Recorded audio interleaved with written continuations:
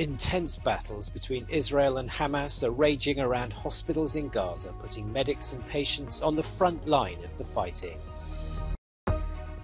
Rainfall and the onset of winter add to the difficulties of life for displaced Palestinians in the Gaza Strip. The EU is failing to meet the production capacities needed to provide Ukraine with enough ammunition in its war against Russia. President Emmanuel Macron pledges 50 million euros to those in France devastated by days of rain and flooding.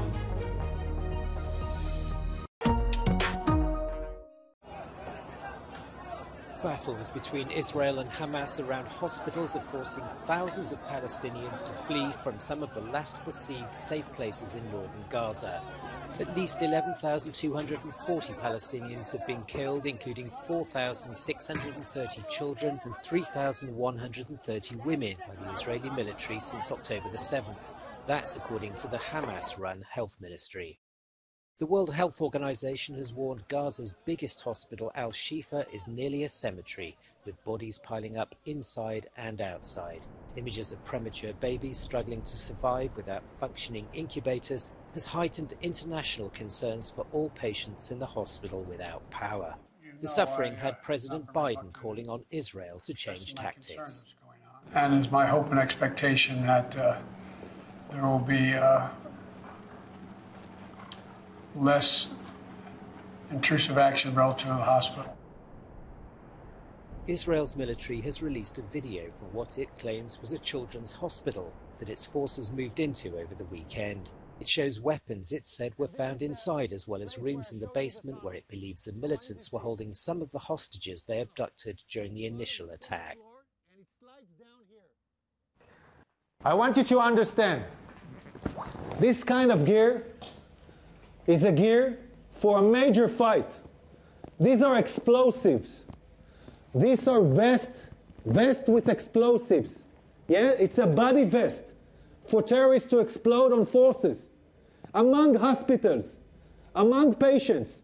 At least 1,200 Israelis have died, mostly civilians killed in the initial Hamas attack. Palestinian militants are holding around 200 hostages. One of them's been declared dead by her captors, saying she died in an Israeli airstrike. Displaced Palestinians in the southern Gaza Strip woke to heavy rainfall on Tuesday. Many who fled fighting between Israeli forces and Hamas militants in the north are living in makeshift tents. Others are packed inside school and hospital grounds. Aid agencies are warning of what they call a rolling humanitarian disaster. من حد ما صحيت من النوم لقيت الشتاء نازل قلت الله يعين البشر يعني اللي في المدارس واللي في الشوارع هذول يعني مش بشر هذول بدهم مأوى أقل شيء يعني وين الأمم المتحدة؟ حياتنا بتقدر تقول يعني اختلفت راسا على عقب. روتين الحياة الطبيعي اللي كنا فيه ناكل ونشرب وننام طبيعي اختلف خالص. صرنا ننام على صوت المدافع والغارات وترجع الصبح تلاقي قرايبك اصحابك ناس كثير رايحة. In the southern Gaza city of Rafah, near the border with Egypt, Palestinians are relying on street kitchens like this one for their meals. Israel's total blockade of the besieged territory stops admission of food, electricity and fuel. It's refusing to lift the ban unless Hamas releases hostages kidnapped from Israel last month.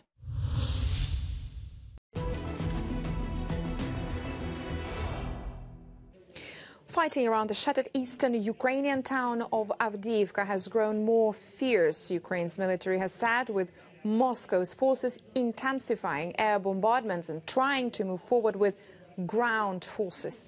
The Institute for the Study of War says Russian forces made confirmed gains in their continued offensive operations near Avdiivka.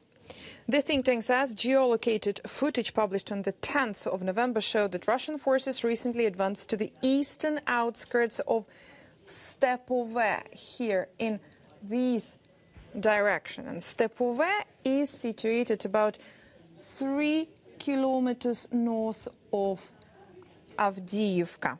Avdiivka has become one of the most intense combat hotspots in Ukraine, with Ukraine's general staff stating on Monday that Russian troops continue to try to surround the town, but unsuccessfully. The Avdiivka coal plant here between Stepove and Avdiivka, it is situated right here, remains one of the key objectives for Russian forces. Capturing it would allow them to dig into defensive positions around the facility. General Alexander Tarnavsky, who leads Ukrainian troops fighting in and near Avdiivka, said on Sunday that the attacking Russian forces were ramping up airstrikes, particularly those using guided bombs. The EU promised to provide 1 million rounds of ammunition to Kiev by next March, but so far only 30% of this target has been met. At a meeting of the bloc's defence ministers Tuesday in Brussels, concerns were raised that the EU will be unable to keep its promise. Die Frage, ob 1 Million jemals realistisch war, wäre eigentlich die richtige. Es hat Stimmen gegeben, die gesagt haben, Vorsicht, 1 Million ist leicht zu beschließen, das Geld ist da, aber die Produktion muss da sein. Die mahnenden Stimmen haben jetzt leider recht. Wir haben mit unseren Rahmenverträgen einen großen Teil beigetragen und werden das auch weiter tun. Wir sind in Gesprächen mit der Rüstungsindustrie. Die Produktion muss hochgefahren und beschleunigt werden. Das ist das Gebot der Stunde. Das heißt, Sie gehen davon aus, dass das Ziel nicht erreicht wird? Die 1 Million werden nicht erreicht, davon muss man ausgehen. So why is the EU unlikely to be able to deliver on its promise? One reason is that Europe has given as much as it can from its own stocks and now needs to produce more. According to some experts, taking into account that Ukraine's artillery uses around 45,000 shells per week, within 2 months the entire annual production of the European Union could be consumed. Funding is also a problem when it comes to increasing production. Ένα από τα προβλήματα αυτά αφορά την αμυντική βιομηχανία, η οποία χρειάζεται να έχει μία διαβεβαίωση από τα κράτη ότι δεν θα επενδύσει άδικα, δεν θα επενδύσει πόρους για καινούργιες γραμμές παραγωγής και μετά από 2 χρόνια θα βγουν τα κράτη-μέλη, οι κυβερνήσεις και θα τους πούνε δεν χρειαζόμαστε άλλα πυρομαχικά. Μπορεί οι μεγάλες βιομηχανίες να μπορούν να αντλήσουν χρηματοδότηση από τις διεθνείς αγορές ή να έχουν δικούς πόρους για να επενδύσουν, αλλά οι μικρότερες θα πρέπει να απευθυνθούν στα ευρωπαϊκά τραπεζικά ιδρύματα. Όμως οι ευρωπαϊκές τράπεζες δεν δανείζουν στις αμυντικές βιομηχανίες ως αποτέλεσμα του συστήματος taxonomy και του ότι έχουν χαρακτηριστεί ως non-sustainable οι αμυντικές βιομηχανίες. There's also other problems, like the lack of skilled labour and suitable machinery. But Thierry Breton, the commissioner responsible for production capacity, is optimistic. He says that everything is now in the hands of EU countries. L'objectif de produire plus d'1 million de munitions sur une base annuelle que nous avions pris et qu'il soit atteint à partir du printemps sera tenu. Maintenant, c'est aux États membres de passer les commandes. The White House said on Friday that North Korea has delivered more than 1,000 containers of military equipment and munitions to Russia, meaning Europe and its allies must soon step up.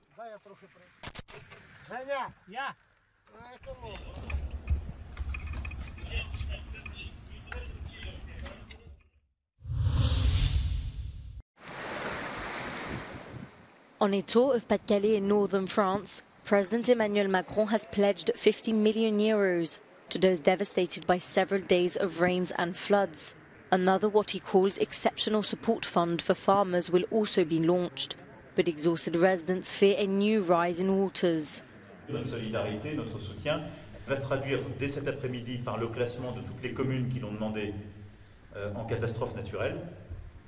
Évidemment, on va activer le dispositif qu'on a créé il y a maintenant quelques mois, calamité agricole, qui va permettre d'accompagner et de compenser. French farmers believe infrastructure maintenance could have prevented flooding, and many of them have seen their fields transformed into vast expanses of water. Aujourd'hui, 60% est sous l'eau. Des ponts, des bassins qui ne sont pas entretenus, des pompes qui sont des fois pas de capacité suffisante. Donc il faut revoir tout le système parce que nous sommes dans un arrière-pays, une zone qui a fortement changé, un climat qui a changé. Pas-de-Calais prefect Jacques Bihan says 5,000 homes have been affected and 1,400 people have been evacuated since November 6. 4 people have suffered minor injuries.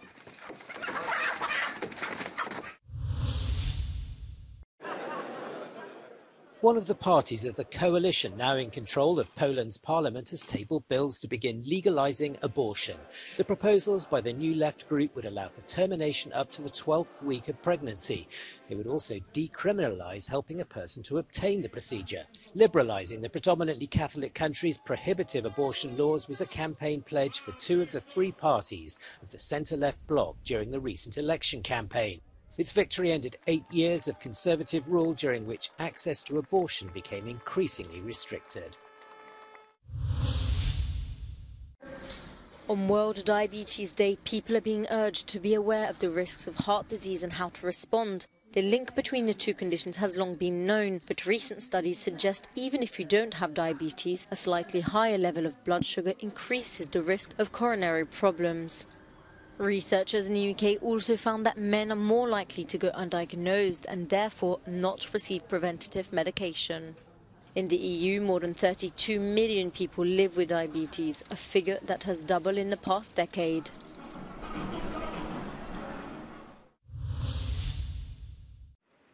A ceremonial 41-gun salute honours Britain's King Charles III on his 75th birthday.